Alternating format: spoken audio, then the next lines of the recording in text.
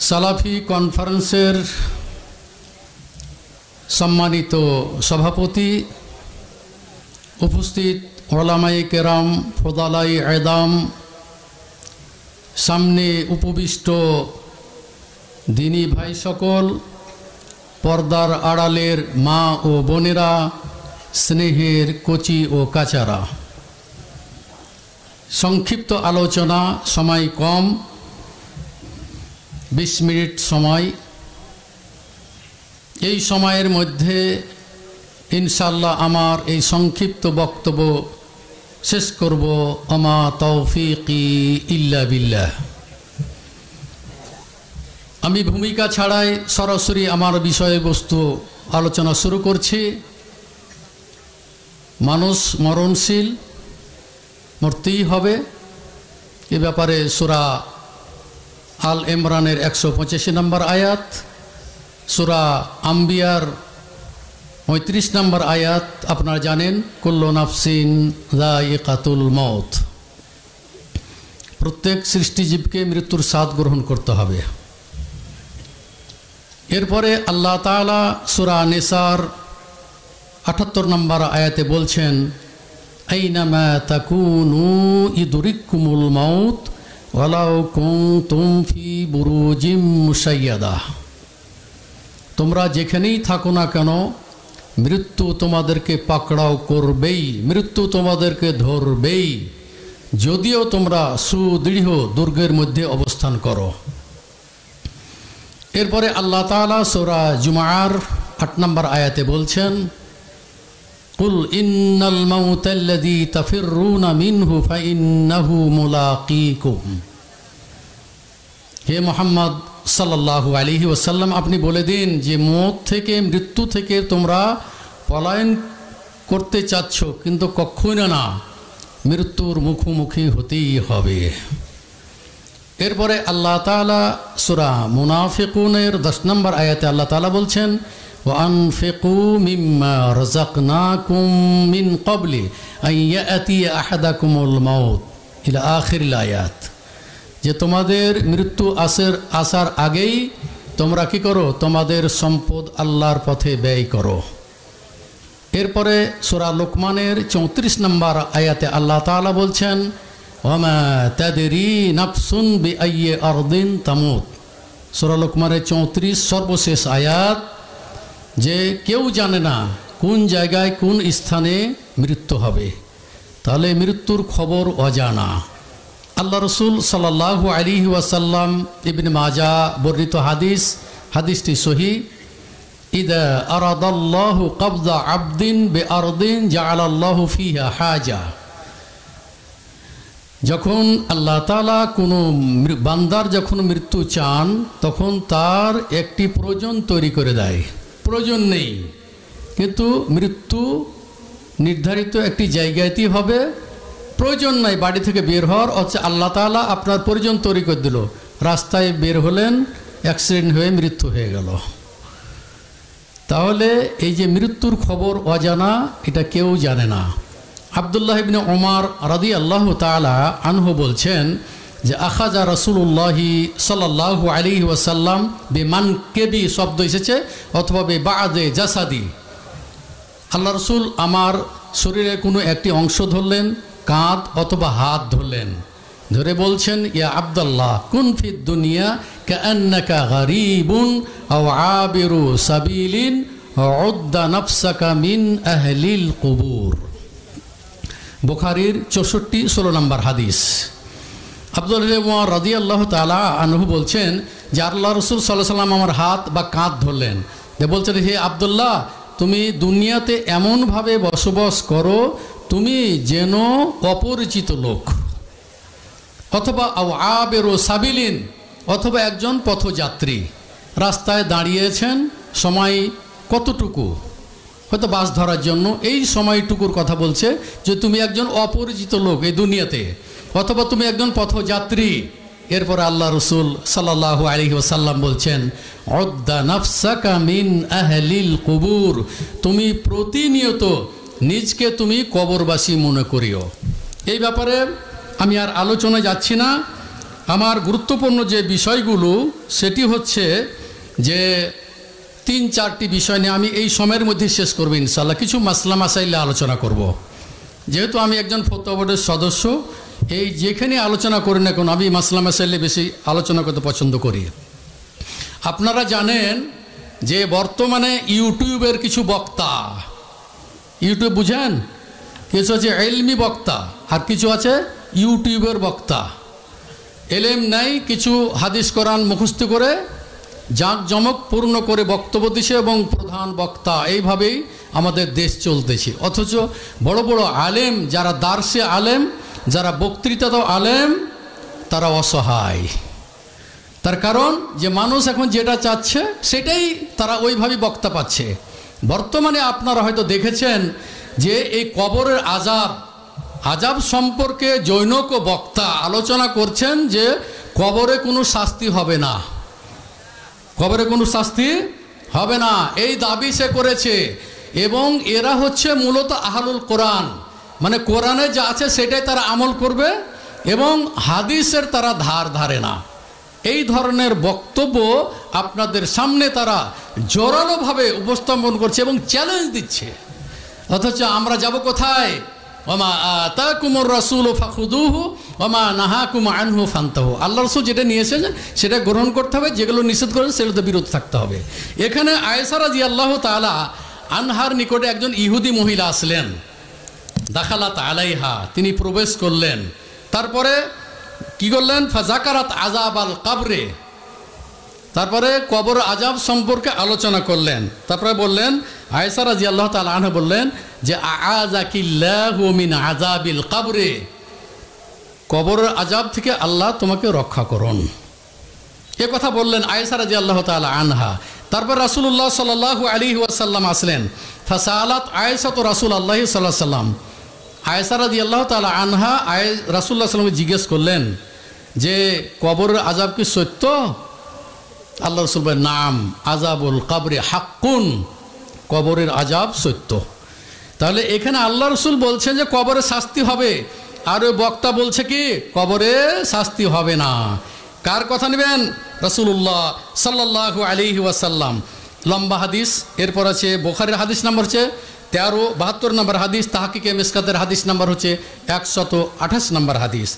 এরপরে কবর আজাব যে সত্য, আল্লাহ রাসূল কবর আজাব থেকে পানাহ চেয়েছেন। আল্লাহুম্মা ইন্নী আউযু বিকা মিন আযাবিল কবরি, আমি আল্লাহর নিকটে কবরের আজাব থেকে আমি কি পরিত্রাণ চাচ্ছি। তাহলে এখানে বোঝা গেল যে কবরের আজাব যে সত্য, এটাও প্রমাণিত হলো। এরপরে সূরা ইব্রাহিমের 27 নম্বর আয়াত, আল্লাহ রাসূল সাল্লাল্লাহু আলাইহি ওয়াসাল্লাম হতে বর্ণিত, তিনি বলছেন ইউসাব্বিতুল্লাহুল্লাযিনা আমানু বিল কওলি সাবিত ফিল হায়াতিদ দুনিয়া ওয়া ফিল আখিরাহ নাযালাত ফি আযাবিল কবরে। আল্লাহ রাসূল বলছেন যে সূরা ইব্রাহিমের এই আয়াতটি যে আল্লাহ তাআলা ঈমানদারকে যে মুনকার এবং নাকিরের সওয়ালের জবাবে কি অটল রাখবেন, তার মানে কি এখানে যে কবরের আযাব সম্পর্কে আয়াতটি কি হয়েছে? নাজিল হয়েছে। এরপরে আল্লাহ রাসূল সাল্লাল্লাহু আলাইহি ওয়াসাল্লাম বলছেন যে মাইয়াতের জন্য যারা কান্নাকাটি করে, মাতম করে, আল্লাহ রাসূল বলছেন যে ক্বালান নবী সাল্লাল্লাহু আলাইহি ওয়াসাল্লাম আল মাইয়াতু ইউআযাবু ফি কবরিহি বিমা নিহা আলাইহি, যারা মাতম করে কান্নাকাটি করে ওই মাইয়াতকে কবরে কি করা হবে? শাস্তি দেওয়া হবে। তাহলে বোঝা গেল যে কবরের শাস্তি সত্য, এটা বহু হাদিস দ্বারা কি প্রমাণিত। ওই ইউটিউবের বক্তার বক্তব্য কেউ গ্রহণ করবেন না, শরীয়ত বিরোধী এগুলো বক্তব্য, এগুলো থেকে আপনার বেঁচে থাকার চেষ্টা করবেন। এরপরে আরও অনেক হাদিস আছে, আমি সেদিকে আর যাচ্ছি না। এরপরে আসলো যে আমাদের এই কবর যে সমস্ত বিদআতগুলি হয় কবরে দাফন করার সময়তে, আর মাইয়াতকে গোসল দেওয়ার ব্যাপারে আপনারা জানেন যে স্বামী স্ত্রীকে গোসল দেবে, স্ত্রী স্বামীকে গোসল দেবে যদি বেঁচে থাকে। তো এখানে আমাদের কিছু ভাই বলে যে যখন মারা যায় স্বামী তখন ওই স্ত্রীর সাথে আর কোনো সম্পর্ক থাকে না, এবং যখন স্ত্রী মারা যায় তখন স্বামীর সাথে আর কোনো সম্পর্ক থাকে না, এই বলি আমাদের দেশে ফতোয়া আছে। কিন্তু ফাতেমা রাদিয়াল্লাহু তাআলা আনহাকে কে গোসল দিয়েছিলেন? আলী রাদিয়াল্লাহু তাআলা আনহু। তাহলে তার স্ত্রীকে তিনি গোসল দিয়েছিলেন। এবং আবু বকর রাদিয়াল্লাহু তাআলা আনহুর স্ত্রী কি করেছিলেন? আবু বকর রাদিয়াল্লাহু তাআলা আনহু কি হয়েছিলেন? গোসল দিয়েছিলেন। তাহলে প্রমাণিত হলো যে স্ত্রী স্বামীকে গোসল দিতে পারে আর স্ত্রী স্বামীকে গোসল দিতে পারে নির্দ্বিধায়, কোনো অসুবিধা নাই। আমাদের দেশে যেটি প্রচলিত নিয়ম যে কবর, এই যে কবর খননের যে পদ্ধতি, দুইটা পদ্ধতি শরীয়তে জায়েজ আছে। একটা হলো সিন্দুক কবর আর একটা হলো সাইডে যেটাকে লাহাদ কবর বলা হয়। তার মানে এটা আরব দেশে এই প্রচলিত আছে এই কবরটি। এইভাবে কবরটা খনন করার পরে পশ্চিম দিকে একটি গর্ত করে তখন মাইয়েতকে সেখানে কি ঢোকার পরে পাটাতন দিয়ে হোক পাথর দিয়ে হোক তারপরে এইভাবেই মাটি দেওয়া হয়। এই পদ্ধতিটা বা এই কবরটা যেটাকে লাহাদ বলা, লাহাদ শব্দ হলো প্রান্ত, এই প্রান্তে যে কবরটা দেওয়া হয় সাইডে, এটা হলো লাহাদ। এবং আল্লাহ রসুল সাল্লাল্লাহু আলাইহি সাল্লামকেও সেই লাহাদে দাফন করা হয়েছিল এবং আবু বকর ওমর তাদেরকে কী করেছিল, লাহাদে দাফন করা হয়েছিল। এবং এটা হলো উত্তম কবর। তবে সিন্দুক কবর জায়েজ আছে। তো এখানে করণীয় যেটি হলো সেটা হচ্ছে যে আমাদের দেশে সিন্দুক কবর করার পরে মাইয়েতকে যে নামানোর সময়তে আমাদের যে ভুল পদ্ধতি আছে, আল্লাহ রসুল সাল্লাল্লাহু আলাইহি ওয়াসাল্লাম এই যে সাদ ইবনে আবি ওয়াক্কাস রাদিয়াল্লাহু তাআলা আনহু ওসিয়ত করে গেছিলেন, হারিস ওসিয়ত করে গেছিলেন যে আইয়ুসাল্লিয়া আলাইয়া আব্দুল্লাহ ইবনে ইয়াজিদ, আব্দুল্লাহ বিন ইয়াজিদ যেন আমার কি করে জানাজা পড়ায়। তারপরে ফাসাল্লা আলাইহি, জানাজা পড়ালেন। ফাআদখালাহুল কাবরা মিন কেবালে রিজলাইল কাবরে, তারপরে কি করলো, পার দিক হতে কি করলো, কবরে নামার পরে বলছেন হাজা মিনা সুন্নাহ, এটি হচ্ছে আল্লাহ রসুল সাল্লাল্লাহু আলাইহি ওয়াসাল্লামের সুন্নাত। তাহলে পার দিক থেকে নামানো মানে হলো যে দক্ষিণ দিক থেকে মাথা নামাতে হবে। তার মানে মাইয়াদের পা হচ্ছে এই সাইড দক্ষিণ দিক, তো অতএব এখানে নামাইতে হবে এই সাইড থেকে, মাইয়াতকে কবরে নামাতে হবে। কবরে নামার পরে তখন এই দোয়াটা কবরে নামার সময় কোন দোয়া আপনারা জানেন, বিসমিল্লাহ ওয়া আলা মিল্লাতে রাসূলিল্লাহ সাল্লাল্লাহু আলাইহি ওয়াসাল্লাম, এভাবে নামানো হলো সুন্নাত। কিন্তু আমাদের দেশে যেটা করা হয় যে পশ্চিম দিকে খাটলি রেখে অথবা পূর্ব দিকে তারপর মাইয়াতকে কি ওরা কবরে নামায়, এটা কিন্তু সুন্নতি আমল নয়। সুন্নতি আমল হলো দক্ষিণ দিক হতেই মাইয়াতকে কি করতে হবে, ওই পার দিক থেকেই নামাতে হবে, মাথাটাকে উত্তরে রাখতে হবে। তো এটি হলো সুন্নাত নিয়ম। এই নিয়ম আমরা পালন করি না, বরং আমরা যেভাবে পারি আমরা কি করি, মাইয়াতকে আমরা কবরে দাফন করি। এরপরে মাটি দেওয়ার পরে যেটি হয়, কিছু মানুষ আছে যে দাঁড়িয়ে মাটি দাও, আবার ওখানে উপদেশ দেয়। কিছু পণ্ডিত মানুষ আছে বলে যে না, বসে মাটি দেওয়া যাবে না, সুবিধা মতো মাটি দিতে পারবে, ওখানে যে দাঁড়িয়ে মাটি দিতে হবে এমনটি নয়, 3 মুষ্টি মাটি দিবে, এটাই সুন্নাত। কিন্তু এখানে যেটা ভুল করে মানুষে সেটি হচ্ছে যে মাটি দেওয়ার সময়তে কিছু লোক কবরস্থানে যেতে পারে না, তখন বলে যে এক ডালি মাটি নিয়ে তুমি কি করো, ওই কবরে তুমি দিয়ে দিও। এটা একটা নতুন বেদাত সৃষ্টি হয়েছে, নতুন একটি বিদআত সৃষ্টি হয়েছে। ওইভাবে মাটি দেওয়া যাবে না। আপনি সেখানে স্বয়ং উপস্থিত হয়ে 3 অঞ্জলি আপনি কি করে মাথার দিক থেকে আল্লাহ রাসূল যেভাবে দিয়েছেন সালাসা হাসায়াতিন, 3 এইভাবে হাতে মাটি নিয়ে তিনি মাথার দিক থেকে কী করছেন, দিয়েছেন। এটি হলো পদ্ধতি। তারপরে মাটি দেওয়ার পরে যখন আপনি মাটি দিচ্ছেন তখন কি দোয়াটা পড়ছেন, মিনহা খালাকনাকুম ওয়া ফিহা নুঈদুকুম ওয়া মিনহা নুখরিজুকুম তারাতান উখরা। এটি সূরা তাহার 55 নম্বর আয়াত। এটা এই হাদিসটি মুসনাদ আহমদে বর্ণিত হয়েছে। এই হাদিসটি হলো হাযা হাদিসুন মাওদুউন, এই হাদিসটি হলো জাল হাদিস। এই হাদিসটি কি জাল হাদিস। অতএব এই দোয়া পড়া যাবে না, মিনহা খালাকনাকুম ওয়া ফিহা নুঈদুকুম ওয়া মিনহা নুখরিজুকুম তারাতান উখরা, এই দোয়া পাঠ করা যাবে না। তাহলে কি বলবেন, বিসমিল্লাহ। বিসমিল্লাহ বলার ওখানে দলিল নাই যে কবরে মাটি দেওয়ার সময় বিসমিল্লাহ বলতে হবে না, কাজের শুরুতে যে কোনো সময় বিসমিল্লাহ পাঠ করে সেই হিসাবে আপনি কি করেন, বিসমিল্লাহ বলে কি করবেন, মাটি দিবেন। এটাই হলো সুন্নাত পদ্ধতি এবং এটাই আমরা আমল করি। ওই সূরা তাহার 55 নম্বর আয়াত পাঠ করে একবার মিনহা পড়ে খালাকনাকুম, আর একবার পড়ে 3 মুষ্টি। এই হাদিসটি আছে কিন্তু মুসনাদ আহমদে হাদিসটি বর্ণিত হয়েছে। এই হাদিসটি হলো কি মওযু হাদিস, এখান থেকে আমাদের বের হয়ে আসতে হবে, এগুলো আমল করা যাবে না। এরপরে আসলো সেটি হচ্ছে যে এই যে কাঁচা যেটা খেজুরের ডাল আপনারা জানেন যে আমাদের দেশে এই আল্লাহ রাসূল সাল্লাল্লাহু আলাইহি ওয়াসাল্লাম মাররা নবী সাল্লাল্লাহু আলাইহি ওয়াসাল্লাম বিকবরাইন, আল্লাহ রাসূল সাল্লাল্লাহু আলাইহি ওয়াসাল্লাম 2টি কবরের পাশ দিয়ে যেতেছিলেন। তো বলছে যে ইন্নাহুমা ইউআযাবানি, উভয়কে শাস্তি দেওয়া হচ্ছিল। তো বলছে ওয়ামা ইউআযাবানে ফি কাবীরিন, কোনো বড় পাপের কারণে কি করা হয়নি, তাদেরকে শাস্তি দেওয়া হয় নাই। কি একজন আম্মা আহাদুহুমা লা ইয়াস্তাতিরু মিনাল বাউল, একজন ছিল পেশাব থেকে সে কি মানে বেঁচে থাকতো না, অর্থাৎ পানি ব্যবহার করতো না, অথবা পেশাবের ছিটা তার কাপড়ে লেগে যেত। কিছু মানুষ আছে দেখেন আমাদের দেশেও পেশাব করে তার পানি ব্যবহার করে না এবং ঢিলা কুলুপও ব্যবহার করে না, এরাও কিন্তু ওই কবরে ওইভাবে শাস্তি পাবে আর কি। আর আরেকজন হচ্ছে ওয়াম্মাল আখারও বলেছে নামিমা, সে চুগলখড়ি করতো। তা আল্লাহ রাসূল সাল্লাল্লাহু আলাইহি সাল্লামকে ওহির মাধ্যমে কি করা হয়েছিল, এটা অবহিত করা হয়েছিল, জানিয়ে দেওয়া হয়েছিল।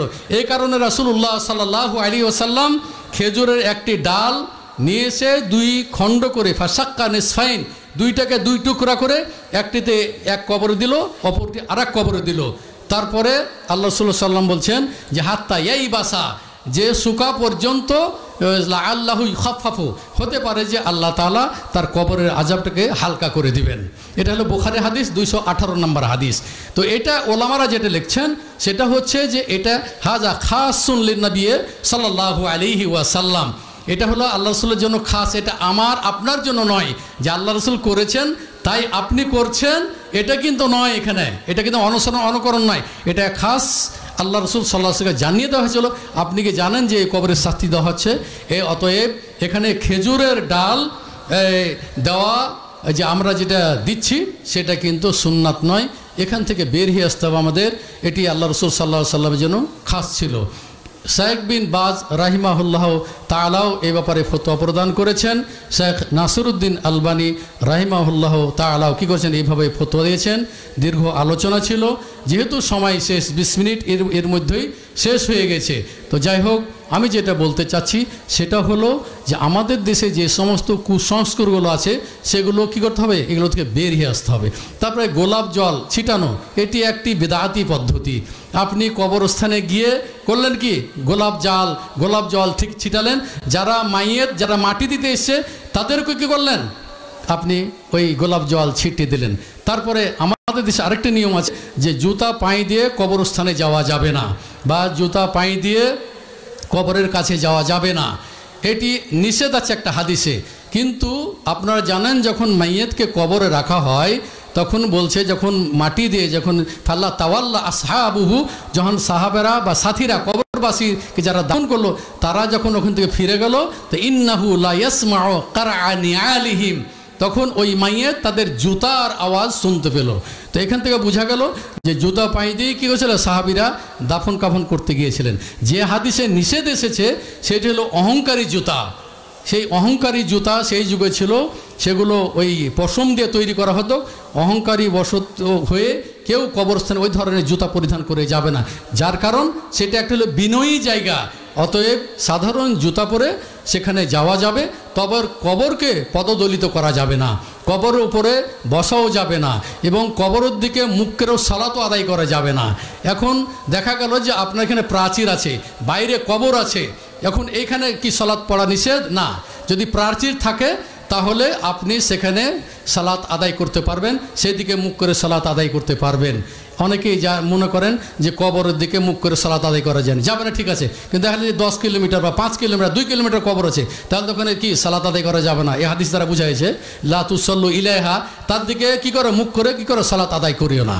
তো এখানে বোঝা গেল যদি বাউন্ডারি থাকে তাহলে সেই দিকে মুখ করে সালাত আদায় করাতে কোনো বাধা নেই। যে সমস্ত মসজিদে কবর আছে সেই মসজিদে সালাত হবে না। যে মসজিদে কবর আছে, বিভিন্ন মসজিদে কবর আছে, সেই কবরে কি এখানে সালাত আদায় করা যাবে না। এবং যেই মসজিদগুলো এই কি বলে মাজার কেন্দ্রিক তৈরি হয়েছে সেই মসজিদও সালাত আদায় করা যাবে না। সেটা সালাতের জায়গা, এটা মাইয়েতের জন্য। অনেকেই মনে করেন যে গোরস্থানের পাশে মসজিদের পাশে মাটি দিলে কি করে আজান শুনতে পাবে, এটা হলো ভ্রান্ত আকিদা। কোনোদিনই তারা শুনতে পাবে না, কোনোদিনই শুনতে পাবে না। অতএব মসজিদের পাশে কবর দিলে ফজিলত পাবে আর আজান শুনতে পাবে, এটা হলো ভ্রান্ত ধারণা। এগুলো আপনার কোনো সময় বিশ্বাস করবেন না, এবং এই আকিদা কোনো সময় আপনার কী পোষণ করবেন না। অতএব আসুন আমাদের যে মৃত্যু কেন্দ্রিক যে সমস্ত বিদআতগুলি আছে সেগুলো থেকে আমরা বাঁচার চেষ্টা করি। আল্লাহ যেন আমাদেরকে সহি সুন্নাহ মোতাবেক যেন আমল করা তৌফিক দান করেন। এবং এই সমস্ত বিষয়ের পরে আমার শ্রদ্ধাবাকি আমার বন্ধুবর শেখ নজরুল ইসলাম, শেখ আব্দুর রহমান যে বক্তব্যগুলো দিলেন, এই সমস্ত বক্তব্যের উপরে বিষয় ভিত্তিক অনেক বই পাওয়া যাচ্ছে। আপনারা পড়েন দোয়া, যেমন 151টি দোয়া, যেটি আমাদের ওয়াহিদিয়া ইসলামিয়া লাইব্রেরিতে একটি ছোট্ট বই আছে, 50 টাকা দাম। এটি পড়লে 151টি দোয়া আপনি কি করতে পারেন, মুখস্থ করতে পারবেন, পড়তে পারবেন। তবে নিবরাসে আছে। এরপরে জানি না ঢাকা থেকে তৌহিদ পাবলিকেশন এসছে কিনা, তারপর হাদিস একাডেমি গেছে জানি না। আপনারা বিভিন্ন লাইব্রেরিতে ঘুরে এই সমস্ত বইগুলি সংগ্রহ করার চেষ্টা করবেন। আমার একটি বই আছে, সেটি হলো ওয়াহিদিয়া লাইব্রেরিতে সহি মাসলা মাসাইল সম্পর্কে। এখানে আমার প্রায় 1000 পৃষ্ঠার উপরে 3 খণ্ড একটি বই আছে, প্রশ্ন উত্তর। এই বইগুলি আপনারা সংগ্রহ করবেন। আল্লাহ আপনাদেরকে তৌফিক দান করুন। হে মহারব্বুল আলামিন, যে সমস্ত ভাইরা দূর দূরান্ত থেকে এখানে এসেছেন, আল্লাহ তুমি তাদের দাড়ি পাল্লাকা তুমি ভারী করে দিও। আল্লাহ এই ধরনের বক্তব্য শোনার পরে তাদের আমলগুলি, যে সমস্ত সুন্নাহ বিরোধী আমলগুলো ছিল, আল্লাহ সেগুলো তার বিরোধী কী বলে, আল্লাহ তুমি তাদেরকে সহি সুন্নাহ মোতাবেক আমল করা আল্লাহ তুমি তৌফিক দান করিও। আমি আমার বক্তব্য আর দীর্ঘায়িত করতে চাচ্ছি না। আমি আপনাদের সামনে যে কথাগুলো বললাম সেগুলো কোরআন এবং হাদিস থেকে বলার চেষ্টা করেছি। আরও পরবর্তী বক্তারা আসবেন, আপনাদেরকে মূল্যবান বক্তব্য শোনাবেন এবং শেষ পর্যন্ত, আজকে শেষ দিন, শেষ পর্যন্ত আপনারা বিভিন্ন বক্তার বক্তব্য শুনে ইনশাআল্লাহ ফজরের সালাত আদায় করে আপনারা বাড়ি যাবেন। আল্লাহ যেন আপনাদেরকে তৌফিক দান করুন। আসসালামু আলাইকুম ওয়া রাহমাতুল্লাহি ওয়া বারাকাতুহু।